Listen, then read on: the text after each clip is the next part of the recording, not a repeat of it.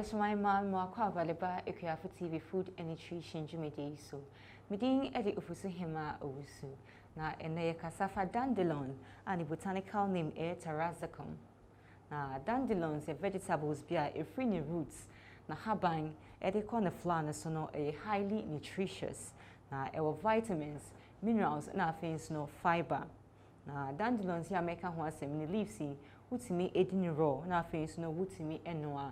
Na ewo excellent source of folate, vitamins A, vitamin C, vitamin K, na things no vitamin E.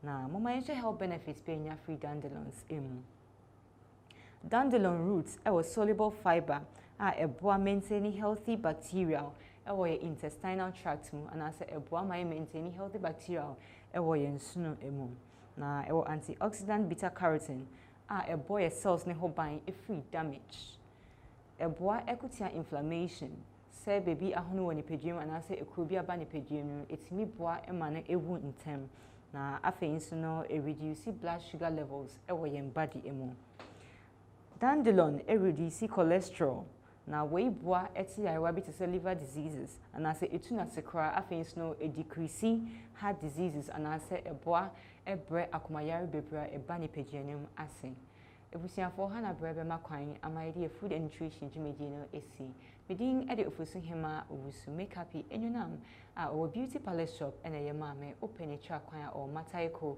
obetimi afre no 0547 292 358 koswana share Akuafotvgh medase